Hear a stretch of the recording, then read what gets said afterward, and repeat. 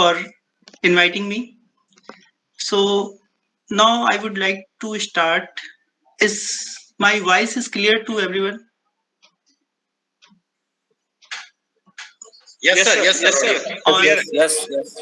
क्या आप लोग मेरी शेयर्ड स्क्रीन देख पा रहे हैं? Yes sir. Now it's coming. Yes. So the topic which I have chosen is diagonalization of matrices. Topic बहुत बेसिक है, लेकिन क्विकली हम इसको आपको एक बार रिवाइज कराते हैं, क्योंकि maybe some of you know it. तो डायगोनलाइजेशन ऑफ मैट्रिसेस की हम लोग बात करेंगे.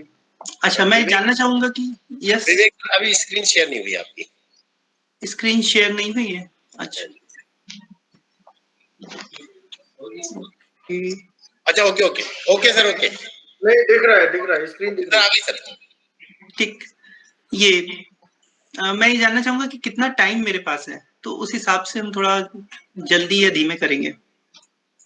सर आराम से आप टाइम लीजिए अपना, आराम से, कोई दिक्कत नहीं. नेक्स्ट स्पीकर भी आप ही के साथ ही है सर, कोई ऐसी दिक्कत नहीं है, एडजस्ट कर लेंगे. अच्छा ठीक है. सो चलिए स्टार्ट करते हैं. डायगोनलाइजेशन ऑफ मैट्रिसेस की हम लोग बात करेंगे. तो कुछ नोटेशंस हैं. हम लोग F we will use for field. We will use notation F for field, and example of field you may see the set of all real numbers. This is a field, example of field. Set of complex number is example of field. There are several other examples of field also. तो कुछ और भी example हैं field के. और अगर n कोई natural number है, f to the power n की हम बात करें, तो ये n टपल को डिनोट करेगा, a1 a2 an, और हम लोग इसको कॉलम वेक्टर की तरह लिखेंगे a1 a2 an, जहां पे ai जो है फील्ड f से एंट्री है. सो r और c की बात ना करके हम डायरेक्ट f अगर बोल देंगे तो उसका मतलब फील्ड है, और f to the power n मतलब n tuple of field. And we know कि ये जो है n टपल एक वेक्टर स्पेस होता है. This is a vector space of dimension n over the field f. So I hope all of you know the basics of vector space. And this vector space has standard basis. Basis क्या है? E1 एक vector हम ले सकते हैं जहां पे पहला कोऑर्डिनेट 1 और बाकी सब 0 है. E2 दूसरा वेक्टर ले सकते हैं 0 1 0 0, and on the same way En means 0 0 0 and last coordinate, nth coordinate is 1, and Ei means ith coordinate is 1. So this is the notation which we will use. Now by MNF we mean n cross n matrices over the field F, and this MNF is the set of all n cross n matrices over the field F, and by IN we mean identity matrix, और ON जो है हमारा zero matrix को denote करेंगे. ठीक है, तो ये नोटेशंस हैं, बेसिक नोटेशन. चलिए हम लोग एक बार इंट्रोड्यूस करते हैं इन्वर्टिबल मैट्रिक्स या नॉन सिंगुलर मैट्रिसेस को. सो ए matrix A in MNF is called invertible if there exists a matrix B in MNF such that B into A is equal to A into B is equal to identity. तो हम लोग क्या बोलेंगे? B को A, मतलब A को हम लोग इन्वर्टिबल बोलेंगे. डिफिनीशन के हिसाब से A इन्वर्टिबल है तो B भी इन्वर्टिबल हो गई, और B को A का इनवर्स और A को B का इनवर्स बोल सकते हैं. सो कुछ फैक्ट्स हैं जिसका हम लोग प्रूफ नहीं कर रहे हैं, बट फैक्ट्स ये हैं कि अगर A इन्वर्टिबल है तो determinant of the matrix A will be non zero. Columns of A are basis of Fn. जो A के कॉलम्स होंगे वो Fn की बेसिस बनाएंगे. A के रोज जो होंगे वो भी Fn की बेसिस बनाएंगे, और रैंक A की n होगी. So I hope you have learned this thing. I'm just recalling that if A is invertible, then these conditions are equivalent. अगर A invertible है तो ये सारी condition equivalent है. अब non invertible क्या होता है? A matrix is non invertible or singular if any one of the above conditions fail. तो अगर वो invertible नहीं है तो उसको हम लोग बोलेंगे not invertible, non invertible या singular matrices बोलेंगे. चलिए, let us define eigenvalue or an eigenvector of a matrix. Suppose A is an n cross n matrix. An element lambda in F is called eigenvalue if there exists a non-zero vector, there is a word non-zero vector V in Fn, such that A into V is equal to lambda into V. अगर ऐसा हो जाए, यानी एक matrix दी हुई हो और एक हमको स्केलर मिल जाए, स्केलर मतलब फील्ड का एलिमेंट लैम्डा मिल जाए, और एक वेक्टर v मिल जाए जो कि नॉन जीरो हो, such that a into v करने पर लैम्डा v आ जाए, तो हम लोग क्या कहेंगे, लैम्डा जो है वो आइगन वैल्यू है और v जो है वो eigen vector corresponding to eigen value lambda है। ठीक है, एग्जाम्पल देखते हैं। सपोज करिए हमने एक मैट्रिक्स लिया 1 2 2 1 और इसमें हमने एक वेक्टर 1 1 से मल्टीप्लाई किया। 1 1 से मल्टीप्लाई अगर हम करेंगे तो हमको मिल जाएगा 3 3। 3 को हम आउटसाइड कर सकते हैं, बाहर ले सकते हैं और हम इसको लिख सकते हैं 3 इंटू 1 1। इसका मतलब यहाँ पे भी 1 1 था और यहाँ पे भी 1 1 आया और 3 इंटू 1 1 आया। सो इस डेफिनेशन के हिसाब से लैम्डा क्या हो गया, 3 हो गया, यानी आइगन वैल्यू 3 आ गई और करस्पॉन्डिंग आइगन वेक्टर क्या हो गया, 1 1 हो गया। लेकिन आइगन वेक्टर क्या होता है, आइगन वेक्टर यूनिक हो जरूरी नहीं है, एक ही आइगन वैल्यू के लिए कई आइगन वेक्टर हो सकते हैं। जैसे अगर 2 2 से भी मल्टीप्लाई करेंगे तो आप अगर मल्टीप्लाई करके देखिए, so it will become 6 6, that is 3 into 2 2। So for the same eigen value there is another eigen vector 2 2। So एक आइगन वैल्यू के लिए बहुत सारे आइगन वेक्टर होते हैं। So eigen vector corresponding to eigen value is not unique. So if you feel any doubt anywhere, then you can ask.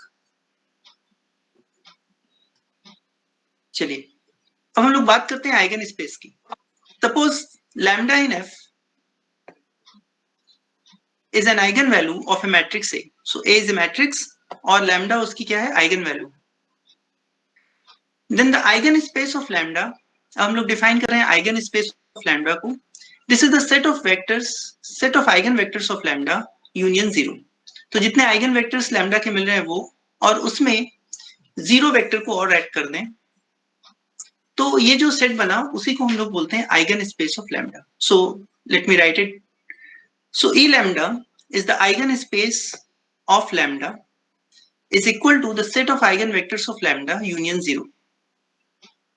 Eigen vectors क्या करते हैं, आइगन वेक्टर्स जो होते हैं वो इस इक्वेशन को सेटिस्फाई करते हैं, और अगर ध्यान से देखें तो जीरो वेक्टर भी इस इक्वेशन को सेटिस्फाई करेगा, क्योंकि a इंटू जीरो जीरो आएगा और लैम्डा इंटू जीरो करने पे भी जीरो आएगा। तो जितने भी आइगन स्पेस के एलिमेंट्स हैं वो सब इस इक्वेशन को सेटिस्फाई करेंगे। So those v in R F n such that a into v is equal to lambda v. ये क्या हो गया, हमारा आइगन स्पेस ऑफ लैम्डा हो गया। अगर इस इक्वेशन को हम लोग थोड़ा सा फिर से लिखें तो हम लोग इसको ऐसे लिख सकते हैं, a minus lambda into I. I means identity matrix. This I is identity matrix. So A minus lambda into I, A minus lambda I into V. इसको हम इस तरह से लिख सकते हैं, is equal to 0. Is it okay? Now, इसका मतलब क्या हो गया, वो वेक्टर जो इस इक्वेशन को सेटिस्फाई कर रहे हैं। So इसका मतलब आइगन स्पेस क्या हो गया, set of solution of this system of equation. You may call it as a system of equation. This is a matrix A minus lambda I एक मैट्रिक्स है और x अननोन है, तो वो वेक्टर जो इस इक्वेशन को सेटिस्फाई कर रहे हैं, तो इसको हम बोल सकते हैं सिस्टम ऑफ इक्वेशन का सॉल्यूशन, सिस्टम ऑफ इक्वेशन का सॉल्यूशन स्पेस है। तो सॉल्यूशन स्पेस को हम लोग नल स्पेस भी बोलते हैं। So this is the null space of the matrix A minus lambda I. I hope there is no problem till now. If you have, you can ask. अगर कोई दिक्कत हो तो आप पूछ सकते हैं। चलिए अब अगर हम ये कहें कि ये आइगन स्पेस जो है वो जीरो नहीं है, आप देख सकते हैं जीरो तो हमेशा आ जाएगा इस आइगन स्पेस में, क्योंकि हमने यूनियन जीरो कर रखा है। तो अगर ये आइगन स्पेस नॉन जीरो है, आइगन स्पेस जीरो नहीं है, इसका क्या मतलब हुआ कि इसके अंदर कोई नॉन जीरो वेक्टर मिलेगा, यानी इस सिस्टम ऑफ इक्वेशन का नॉन जीरो सोल्यूशन मिलेगा। तो चलिए सपोज करिए E lambda, we denote by E lambda the eigen space of lambda and it is non zero. तो इसका मतलब क्या हो गया, null space of A minus lambda I n is non zero. ये क्या था, आइगन स्पेस क्या था, नल स्पेस के बराबर था। तो इस मैट्रिक्स के नल स्पेस जो है नॉन जीरो है। नल स्पेस नॉन जीरो होने का मतलब नलिटी, यानी नल स्पेस की डायमेंशन, नल स्पेस की डायमेंशन क्या हो गई, वो भी नॉन जीरो हो गई। Nullity of this matrix is non zero. तो रैंक नलिटी थ्योरम से हमको पता है कि रैंक ऑफ ए मैट्रिक्स अगर हम लें, मैट्रिक्स ए लें और नलिटी ऑफ ए मैट्रिक्स लें, नलिटी ऑफ ए मैट्रिक्स ए लें, तो वो डायमेंशन ऑफ स्पेस के बराबर आ जाता है। तो अगर हम n डायमेंशन ले रहे हैं तो यहाँ पे n के बराबर आ जाएगा। तो अगर नलिटी नॉन जीरो है तो रैंक n नहीं आएगी, नल्टी अगर नॉन जीरो नंबर आ रहा है तो रैंक क्या होगी, एन के बराबर नहीं होगी, so it is not equal to n. So अगर रैंक एन नहीं होगी तो इसका मतलब हो गया ए माइनस लैम्डा आई एन जो है एक सिंगुलर मैट्रिक्स होगी। अच्छा, सिंगुलर मैट्रिक्स अभी हम लोग देखे थे, नॉन सिंगुलर मैट्रिक्स का डिटरमिनेंट नॉन जीरो आता है, यानी सिंगुलर मैट्रिक्स का डिटरमिनेंट क्या आएगा, जीरो आएगा। So determinant of this singular matrix will be zero. So matrix क्या है, A minus lambda I n. इसका मतलब ये हो गया कि lambda is a solution of equation determinant A minus x I n is equal to zero, जहां पे एक्स क्या हो गया, अननोन हो गया। ठीक है, तो अगर किसी लैम्डा के लिए, लैम्डा क्या है, आइगन वैल्यू है, और ये ई लैम्डा नॉन जीरो है, यानी लैम्डा अगर आइगन वैल्यू है एग्जैक्टली लैम्डा, क्योंकि अगर आइगन वैल्यू होगी तो एक नॉन जीरो वेक्टर मिलेगा ही, तो लैम्डा अगर आइगन वैल्यू है तो E lambda non equal to zero आएगा, यानी जीरो से बड़ा आएगा। तो ये कब होगा, जब lambda is a solution of this equation. So ये कंक्लूजन यहां से हमको मिला। इस इक्वेशन को हम लोग स्पेशल नाम देते हैं। चलिए सबसे पहले डिफाइन करते हैं characteristic polynomial. So suppose A is a matrix, then the determinant of A minus x I n, ये क्या हो गया, ये एक पॉलिनोमियल हो गया। इस पॉलिनोमियल को हम लोग बोलते हैं कैरेक्टरिस्टिक पॉलिनोमियल। और अगर इस पॉलिनोमियल को जीरो के इक्वल कर दें तो इसको हम लोग बोलते हैं characteristic equation of matrix A. तो मैट्रिक्स ए की ये कैरेक्टरिस्टिक इक्वेशन होती है। तो हम लोग ने अभी देखा कि लैम्डा आइगन वैल्यू होगा कब, जब लैम्डा इस कैरेक्टरिस्टिक इक्वेशन का सॉल्यूशन होगा। So let us write this point, lambda is eigen value of A if and only if lambda belongs to the field F and lambda is the root of this equation determinant a minus xin. So I hope you don't have any problem till now. अगर कोई problem हो आपको तो पूछ सकते हैं अभी तक, otherwise we will proceed. So it seems there is no problem. So now let me define the geometric multiplicity of an eigenvalue lambda. Eigen lambda की ज्योमेट्रिक मल्टीप्लिसिटी से क्या मतलब है मेरा, ई लैम्डा हमने एक स्पेस बनाया,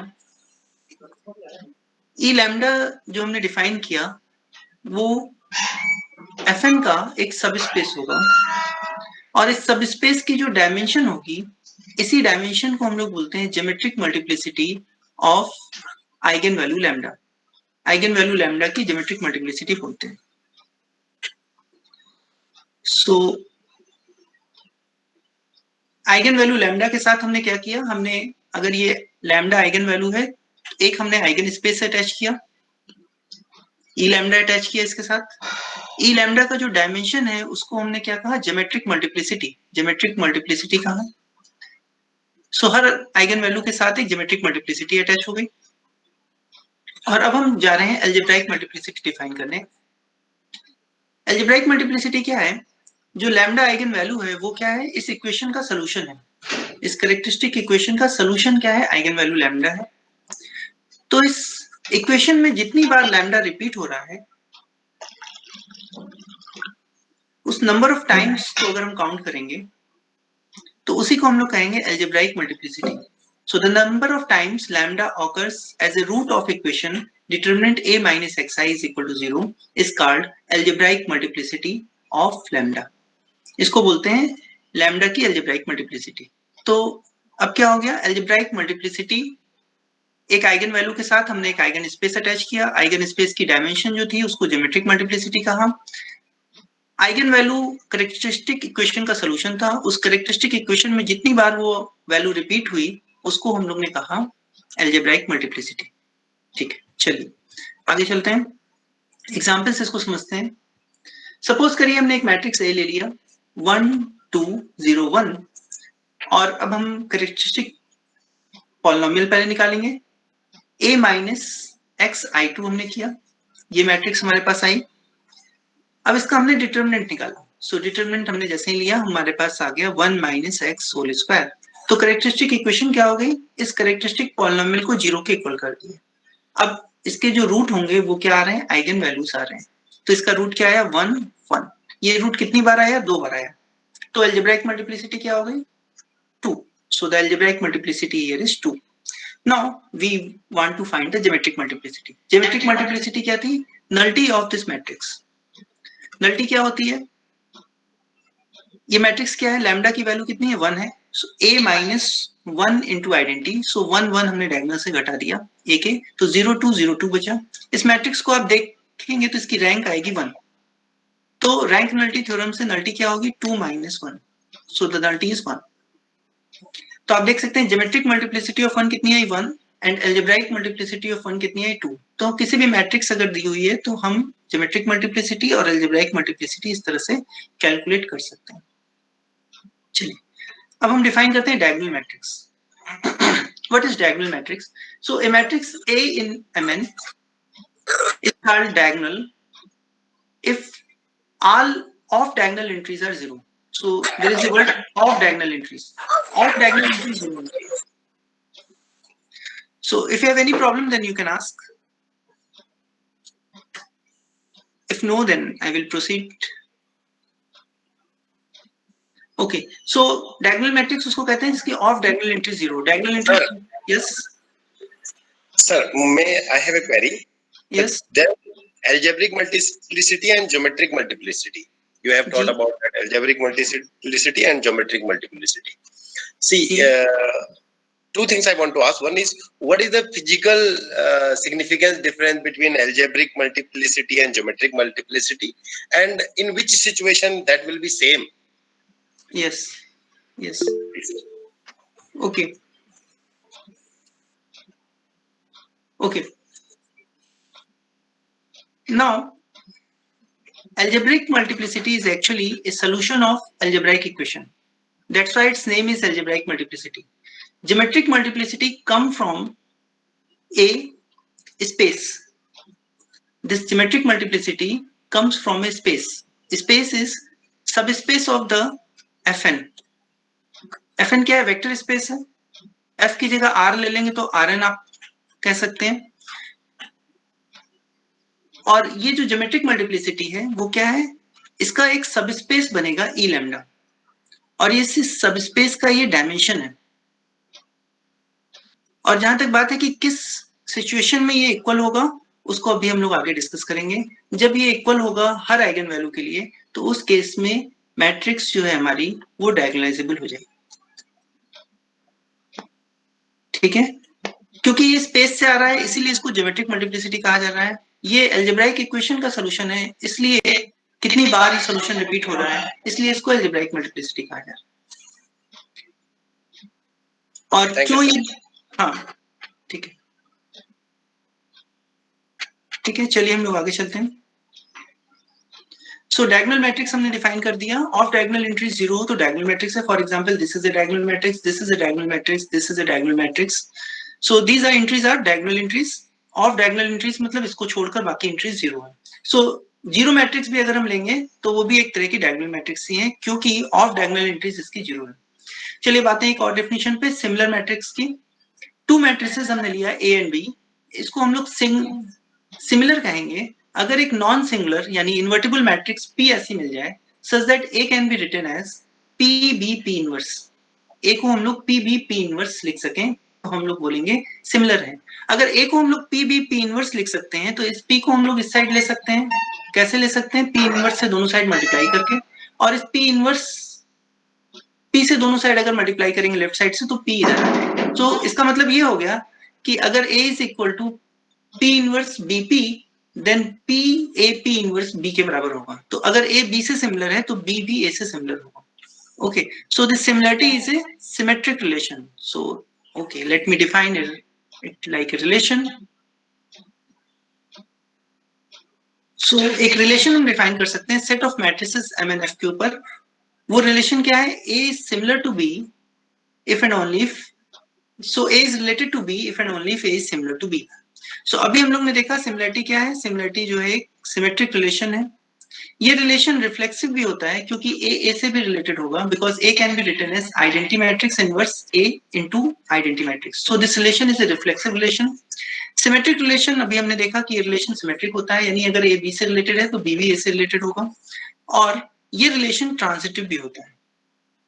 क्यों? क्योंकि अगर A B से रिलेटेड है तो A को लिख सकते हैं हम लोग P1 इनवर्स B P1, और B को लिख सकते हैं अगर B C से रिलेटेड है, so B can be written as P2 inverse C P2।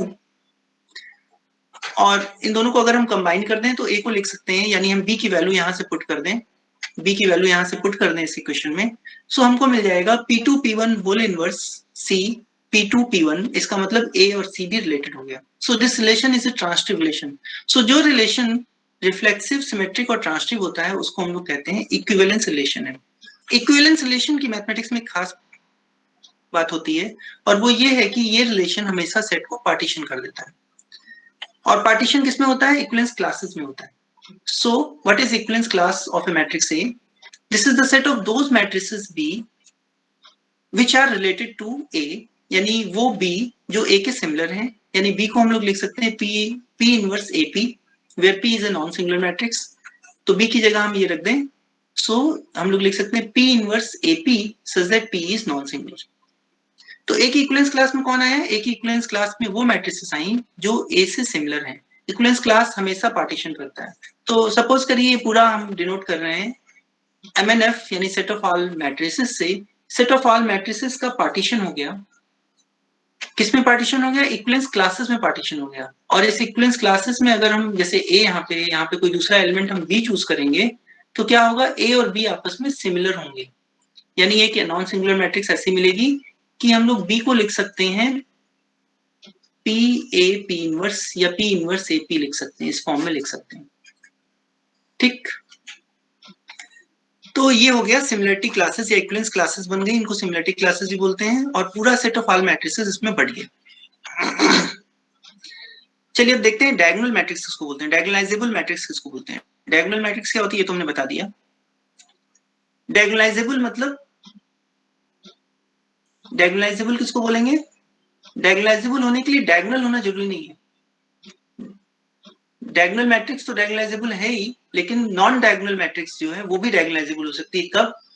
अगर कोई मैट्रिक्स A जो कि MNF में है, उस मैट्रिक्स को हम डायगोनलाइजेबल बोलेंगे अगर उसकी जो पूरी क्लास बन रही है, ऊपर जो हमने क्लास बनाई इक्विवेलेंस रिलेशन से, उस क्लास में एक डायगोनल मैट्रिक्स हो। क्लास में एक डायगोनल मैट्रिक्स हो इसका मतलब वो जो मैट्रिक्स A है वो सिमिलर हो किसी डायगोनल मैट्रिक्स के। और रिफाइन करके बोलेंगे तो there exist a non singular matrix P such that PA P inverse is a diagonal matrix. So diagonalizable मतलब डायगोनल जिसको किया जा सके। कैसे किया जा सके? उसमें एक मैट्रिक्स से मल्टीप्लाई करके इसको डायगोनल हम बना सकें, P इनवर्स AP करने पर डायगोनल आ जाए, तो हम उसको बोलेंगे डायगोनलाइजेबल मैट्रिक्स है। ठीक है, डायगोनल करने योग्य, डायगोनलाइजेबल मींस।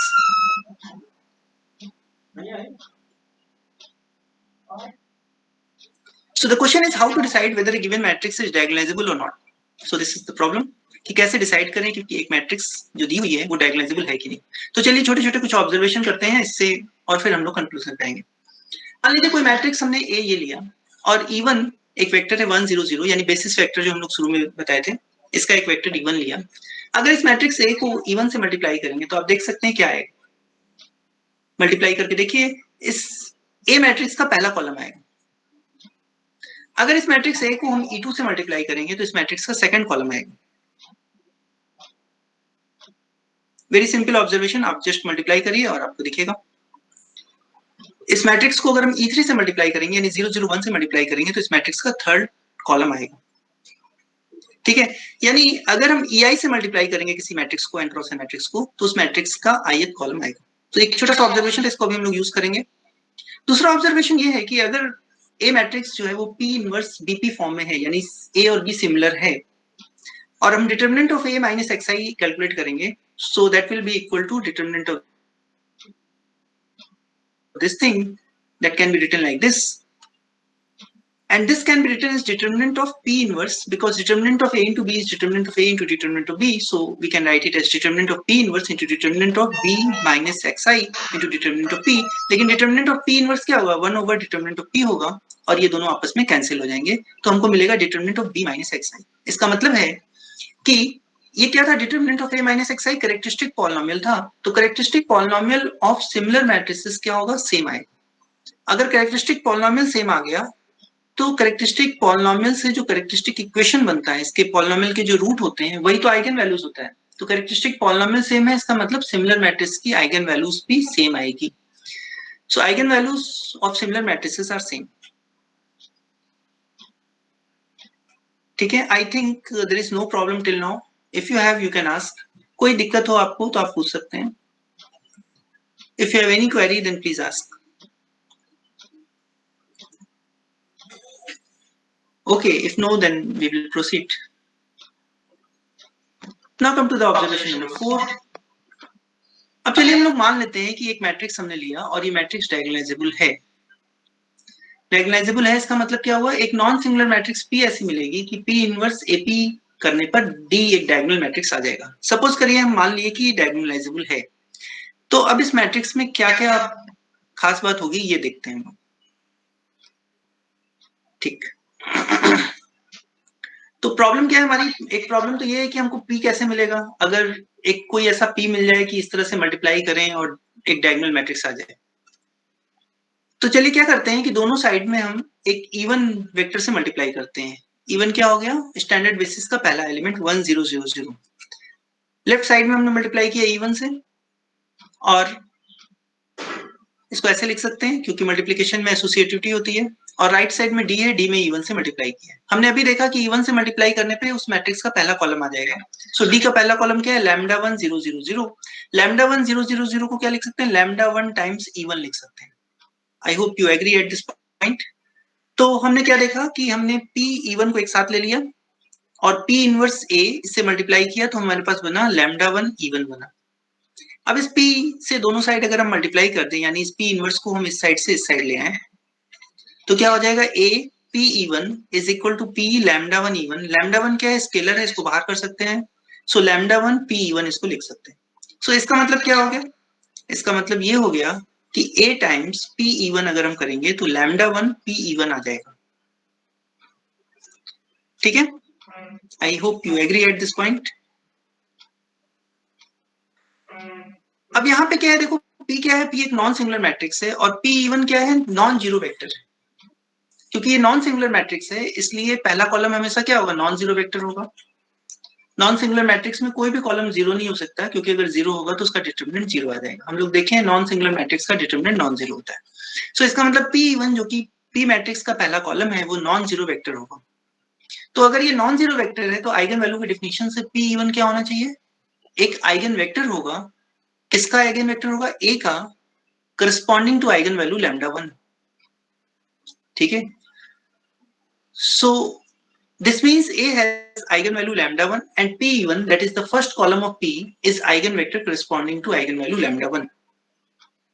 चलिए, जो काम हमने पहले कॉलम के लिए किया यानी E1 से मल्टीप्लाई करके, वही काम हम ith कॉलम EI से मल्टीप्लाई करके कर सकते हैं। तो जब E1 की जगह EI कर देंगे तो फिर से हमको वही इक्वेशन मिलेगा, A PEI is equal to lambda I PEI। So what is PEI? This is the ith column of P। ये P का ith कॉलम मिलेगा, और P का जो ith कॉलम होगा वो भी क्या होगा, eigen vector of A corresponding to eigen value lambda I होगा। इसका मतलब ये हो गया कि ये जो जब भी हम ऐसे लिख रहे हैं, if P A P inverse diagonal matrix आएगा तो लैम्डा 1 लैम्डा 2 लैम्डा n जो यहाँ डायगोनल में एंट्रीज आ रही हैं वो एक्चुअल में A की आइगन वैल्यूज होंगी, और PEI क्या होगा, यानी P का ith कॉलम जो होगा वो eigen vector corresponding to eigen value lambda I होगा। ठीक है, तो अगर ये मैट्रिक्स डायगोनलाइजेबल होगी इसका मतलब जो P होगा उसके जो कॉलम्स होंगे वो क्या होंगे, आइगन वेक्टर्स होंगे। लेकिन P कैसी मैट्रिक्स है, P एक नॉन सिंगुलर मैट्रिक्स है। P क्योंकि नॉन सिंगुलर है इसका मतलब P के जो कॉलम्स हैं यानी P1 P2 Pn वो क्या होगा, बेसिस होना चाहिए Fn का। इसका सिंपली मतलब ये है P इवन जो कि आइगन वेक्टर था corresponding to eigen value lambda 1, P2 lambda 2 के करस्पॉन्डिंग, और Pen लैम्डा n के करस्पॉन्डिंग जो आइगन वेक्टर था, ये सारे eigen vectors linearly independent vectors हैं। किसके लीनियरली इंडिपेंडेंट वेक्टर्स हैं, Fn के। Is it clear up to now? क्या ये सारे पॉइंट क्लियर हैं आपको? If you have any query then you can ask. कुछ भी ऐसा जो नहीं समझ में आ रहा हो हम लोग डिस्कस कर सकते हैं। नहीं सर, सही हो रहा है अभी तो। एक डायगोनलाइज करने की जो कंडीशंस वगैरह है वो आगे आप डिस्कस करेंगे, ऐसा मेरा मानना है। हाँ, हम अभी निकालते हैं। अभी हम लोग ये देख रहे हैं कि अगर कोई मैट्रिक्स डायगोनलाइज हो जा रही है तो इस पी मैट्रिक्स कैसी होगी। तो अभी हम लोग ने देखा जो पी मैट्रिक्स के कॉलम होंगे वो एक्चुअल में आइगन वेक्टर्स होंगे। क्योंकि पी नॉन सिंगुलर है इसलिए सारे कॉलम्स जो हैं वो लीनियरली इंडिपेंडेंट होंगे, यानी ए के पास n linearly independent eigen vectors मिलेंगे। Thank you sir, nice. चलिए अब इसको थोड़ा सा और देखते हैं। P इनवर्स AP जो है वो डायगोनल मैट्रिक्स है, इसका मतलब columns of P are n linearly independent eigen vectors. अब चलिए इसका उल्टा देखते हैं। मान लीजिए कि A के पास n linearly independent eigen vectors मिल रहे हैं हमारे पास। अभी हमने देखा कि अगर डायगोनलाइज हो जा रही है यानी डायगोनलाइजेबल है तो जो मैट्रिक्स P है उसके n linearly independent column vectors, n linearly independent eigen vectors मिलेंगे और वो P के कॉलम्स होंगे। अब इसका उल्टा देखते हैं कि मान लीजिए कि एक मैट्रिक्स A दी हुई है और उसके जो आइगन वेक्टर्स हैं v1 v2 vn वो सारे n हैं, उसमें से n linearly independent eigen vectors हम चूज कर सकते हैं। तो सपोज करिए v1 जो आइगन वेक्टर है उसके करस्पॉन्डिंग आइगन वैल्यू λ1 है, इसी तरह vi जो आइगन वेक्टर है उसके करस्पॉन्डिंग आइगन वैल्यू λi है। तो हम क्या करेंगे, ये सारे वेक्टर्स को कॉलम में रख देंगे और एक मैट्रिक्स बना लेते हैं P। अब देखते हैं कि अगर हम ऐसी मैट्रिक्स P बना लिए तो P, क्योंकि ये सारे वेक्टर लीनियरली इंडिपेंडेंट हैं और हम लोग देखे हैं कि अगर सारे कॉलम्स लीनियरली इंडिपेंडेंट होते हैं तो मैट्रिक्स क्या होती है, नॉन सिंगुलर होती है। इसका मतलब P क्या होगी, नॉन सिंगुलर मैट्रिक्स होगी। तो हमको एक नॉन सिंगुलर मैट्रिक्स बन गई P। अब ये जो मैट्रिक्स हमने बनाई, इस मैट्रिक्स की मदद से अगर हम नया मैट्रिक्स B बनाते हैं तो क्या ये B डायगोनल मैट्रिक्स आ जाएगी, इसको चेक करते हैं। सो हमने मैट्रिक्स क्या बना ली, P इनवर्स AP, P से मल्टीप्लाई किया, P इनवर्स AP बनाया और अब देखने की कोशिश कर रहे हैं कि ये मैट्रिक्स B डायगोनल मैट्रिक्स है। तो डायगोनल मैट्रिक्स देखने का सबसे अच्छा तरीका है कि इसके कॉलम्स को देख लें, इसका कॉलम्स कैसा दिख रहा है। तो फर्स्ट कॉलम देखते हैं। सो E1 से मल्टीप्लाई किया, B E1 हमने किया, इधर भी E1 से मल्टीप्लाई किया, तो हमारा सबसे पहले क्या हुआ, P के साथ E1 का मल्टीप्लिकेशन हुआ। लेकिन P के साथ E1 का मल्टीप्लिकेशन होने पे P का पहला कॉलम मिलेगा, वो क्या है, V1 है। ठीक है, तो यहाँ पे मिल गया V1। लेकिन V1 क्या था, V1 जो था वो एक ही आइगन वेक्टर था करस्पॉन्डिंग टू आइगन वैल्यू λ1। सो यहाँ पे हमको मिल गया λ1 V1 मिल गया। ठीक है, λ1 स्केलर, इसको बाहर कर सकते हैं तो हमको मिल गया P इनवर्स V1। लेकिन देखिए P इनवर्स V1 क्या होगा, क्योंकि ये P यहाँ पे इसको इस साइड ला सकते हैं तो P इनवर्स V1 E1 के बराबर होगा। P नॉन सिंगुलर था, P इनवर्स से दोनों साइड मल्टीप्लाई कर सकते हैं। सो P इनवर्स V1 E1 के बराबर है। तो P इनवर्स V1 क्या हो गया, E1 हो गया। इसका मतलब जो B E1 यानी B का जो पहला कॉलम है वो कैसा दिखेगा, λ1 E1, λ1 और E1 क्या हो गया, 1 0 0 0, यानी जो B का पहला कॉलम है वो दिखेगा λ1 0 0 0, ऐसा दिखेगा B का पहला कॉलम। इसी तरह से हम B के ith कॉलम की बात कर सकते हैं। यहाँ पे अगर हम पॉइंट रख दें ith कॉलम तो यहाँ पे Vi मिलेगा, यहाँ पे Vi मिलेगा, यहाँ पे λi मिलेगा, यहाँ पे Vi मिलेगा, यहाँ पे λi ei मिलेगा। तो इसका मतलब B ei क्या होगा, λ ei होगा। इसका मतलब ith कॉलम भी कैसा दिखेगा, उसकी ith एंट्री 1 होगी। जो B का ith कॉलम दिखेगा उसमें ith एंट्री तो 1, ith एंट्री λi आएगी और बाकी सब एंट्री 0 होगी। इसका मतलब क्या है, डायगोनल एंट्रीज ही है B के अंदर, बाकी सब एंट्री 0 है। So B is a diagonal matrix. So what we found is that B is a diagonal matrix. Is it okay? तो हमने दो काम किया। हमने कहा कि अगर A डायगोनलाइजेबल है तो जो P मैट्रिक्स मिलेगी उसके जो कॉलम्स हैं वो n linearly independent eigen vectors होंगे। और हमने उल्टा भी देखा कि अगर A के पास n linearly independent eigen vectors मिल रहे हैं और उनको एक मैट्रिक्स P में रख दें और P इनवर्स AP कैलकुलेट करेंगे तो वो डायगोनल मैट्रिक्स आएगी।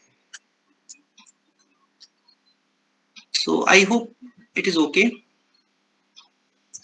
So इस बात को लिख लेते हैं। A has n linearly independent eigenvectors v1, v2, vn means PA P inverse is a diagonal matrix. So automatically ये diagonal matrix हो जाएगी। और अगर ये diagonal matrix होगी तो A के पास n linearly independent column vectors होंगे। चलिए कुछ और चीजें देखते हैं।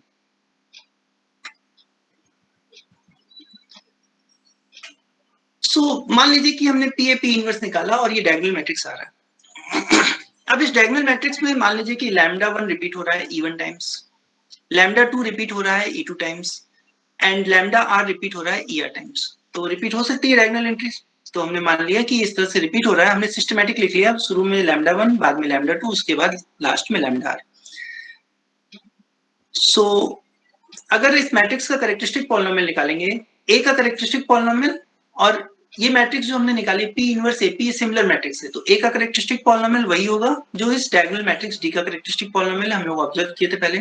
और इस मैट्रिक्स को देख के हम लोग जल्दी से इसका कैरेक्टरिस्टिक इक्वेशन निकाल सकते हैं, कैरेक्टरिस्टिक मतलब पॉलिनोमियल निकाल सकते हैं। कितना आएगा?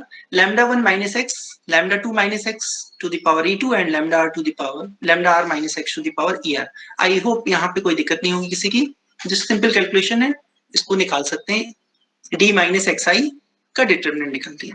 ठीक है, अब क्योंकि ये क्या हो गया, कैरेक्टरिस्टिक पॉलिनोमियल हो गया, इसको जीरो के इक्वल कर देंगे तो कैरेक्टरिस्टिक इक्वेशन बन जाएगी और इस इक्वेशन को हम लोग सॉल्व कर सकते हैं। सॉल्व जैसे ही करेंगे हमको पता चल जाएगा कि लैम्डा 1 जो रूट है वो E1 बार आएगा, lambda 2 root E2 times repeat करेगा and lambda root will repeat for ER times. So it means algebraic multiplicity of lambda I क्या होगी? EI आएगी। Why? Because lambda I repeats EI times, means so lambda I कितनी बार EI times repeat हुआ, तो इसका मतलब algebraic multiplicity EI आएगी। ठीक है, चलिए आगे देखते हैं।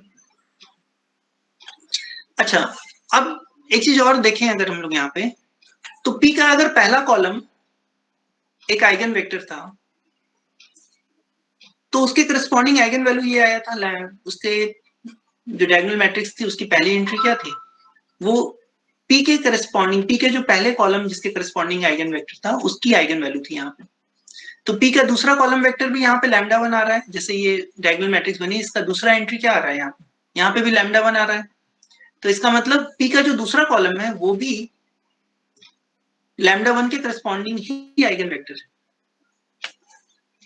अच्छा, तो इसका मतलब क्या हो गया? इसका मतलब ये हो गया कि अगर lambda 1 EI times lambda I EI times repeat कर रहा है तो कॉलम्स ऑफ P में भी EI linearly independent eigen vectors वहां मिल रहे होंगे corresponding to eigen value lambda I। यानी लैम्डा I के करस्पॉन्डिंग कम से कम EI इंडिपेंडेंट आइगन वेक्टर्स मिले होंगे जो कि P के कॉलम्स के फॉर्म में आ रहे होंगे corresponding to eigen value lambda I। ठीक है, चलिए इस बात को लिख के देखते हैं।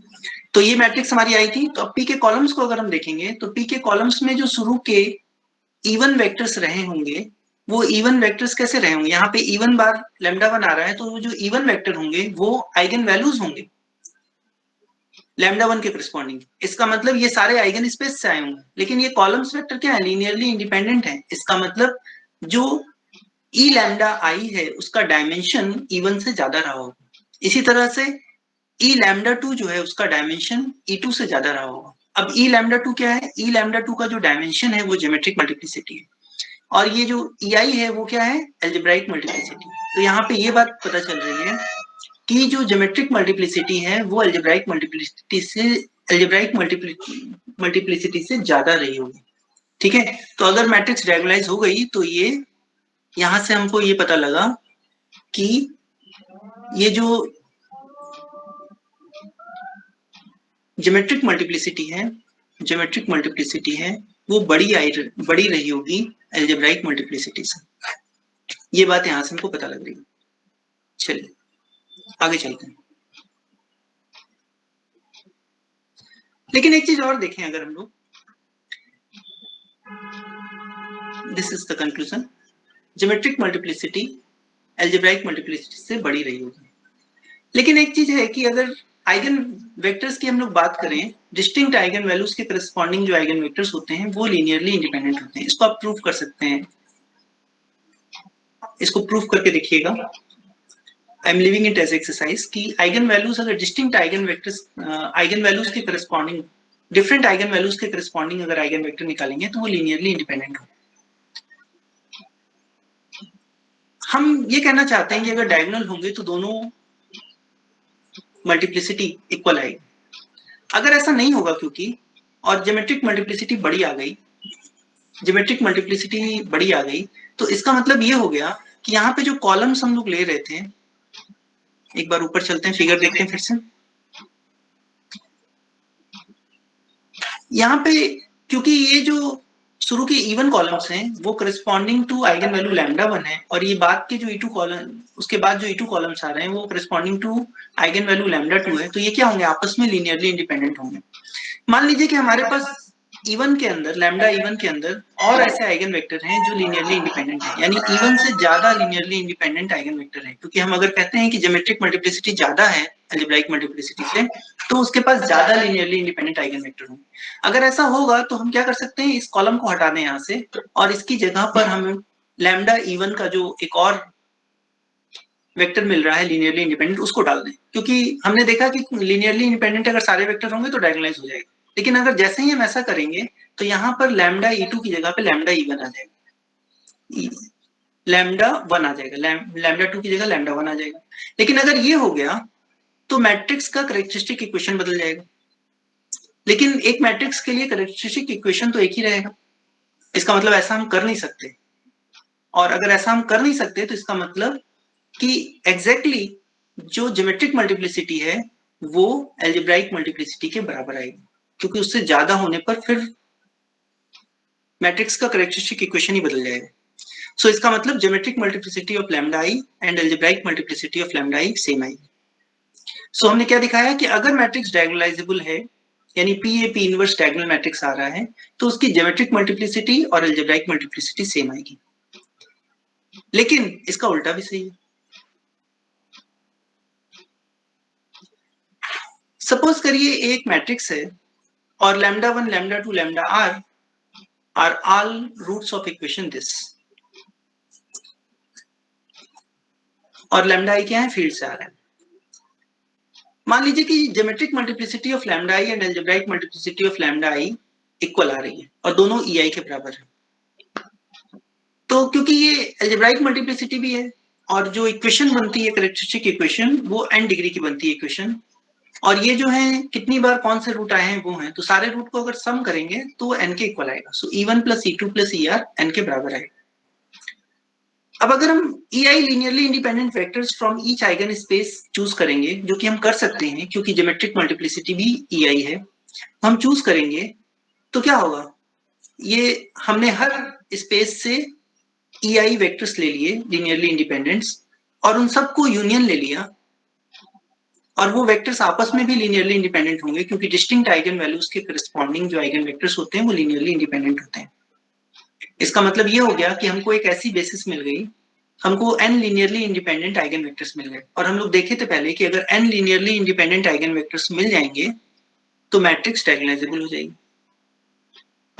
सो इसका मतलब अगर हर वेक्टर के लिए geometric multiplicity and algebraic multiplicity equal आ गई तो वेक्टर डायगोनलाइजेबल हो जाएगा। ठीक, so let us have a summary of what we have done. So suppose A is an n cross n matrix such that all the roots of this equation lie in the field F, then following are equivalent. A diagonalizable है, A has n linearly independent eigenvectors, ये हम लोग पहले proof किया। फिर उसके बाद हम लोग ने दिखाया कि geometric multiplicity and algebraic multiplicity of each eigenvalue are same. So these three are equivalent condition. तो A diagonalizable होगा तो geometric multiplicity and algebraic multiplicity her eigenvalue के लिए same आएगी, और A के पास n linearly independent eigenvectors होंगे। ठीक है, एक एग्जाम्पल करते हैं, बट शॉर्ट में हम इस एग्जाम्पल को एक्सप्लेन नहीं कर रहे हैं, शॉर्ट में इसको कर दे रहे हैं because of lack of time. मान लीजिए मैट्रिक्स हमने ले लिया A, इस मैट्रिक्स का कैरेक्टरिस्टिक इक्वेशन निकाल सकते हैं। हमारे पास इक्वेशन आ गया x² into 3 - x। Characteristic equation से हम इसका रूट निकाल सकते हैं। कैरेक्टरिस्टिक पॉलिनोमियल निकाला, उससे इक्वेशन बनाया, इक्वेशन से रूट निकाले, रूट से हमको आइगन वैल्यूज मिली, दो आइगन वैल्यूज मिली 0 और 3।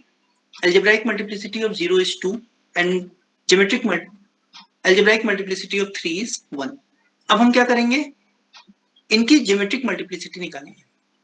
ठीक है, तो हम क्या करेंगे, आइगन स्पेस ऑफ 0 निकालेंगे। So eigen space of 0 is set of those vectors in R3, क्योंकि हमारे पास फील्ड हमने R ले रखी है, यहाँ पे मैट्रिक्स R के ऊपर हम बना रहे हैं, और 3x3 की मैट्रिक्स है, इसलिए वेक्टर कहाँ मिलेंगे? R3 में मिलेंगे।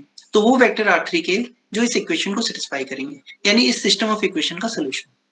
सो हमको डायमेंशन निकालने का मतलब क्या हो गया? नल स्पेस निकालना। नल स्पेस मतलब 3 माइनस रैंक ऑफ ए, और आप देख सकते हैं रैंक ए की कितनी आ रही है?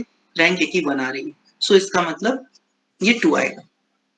सो हम लोग देखें कि ज्योमेट्रिक मल्टीप्लिसिटी ऑफ 3 कितनी आई? Sorry,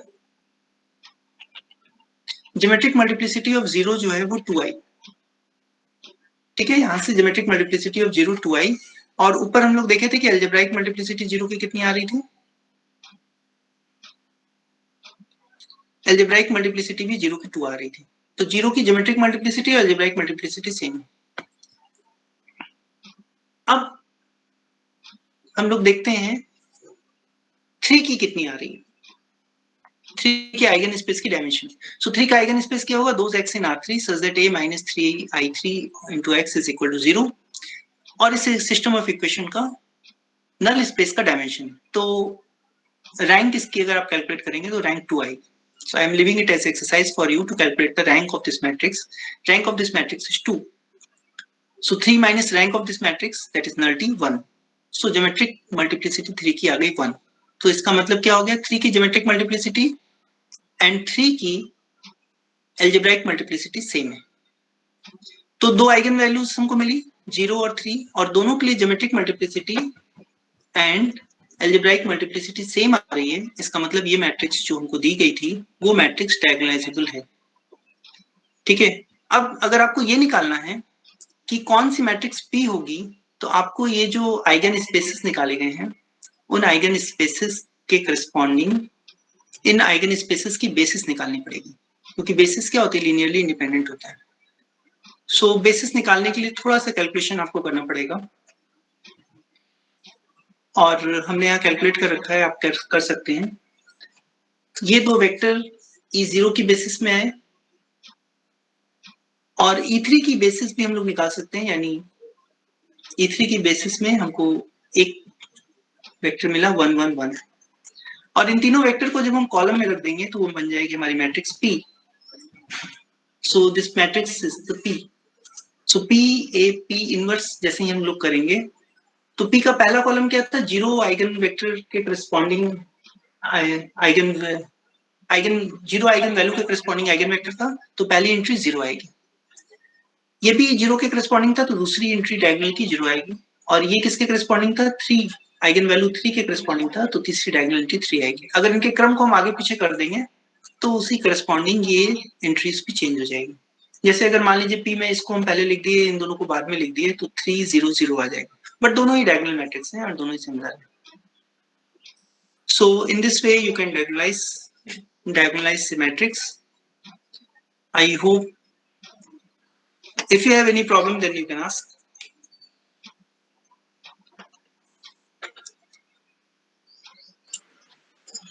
I welcome to the participants. If anyone have any doubt, you can ask to Vivek Jain sir.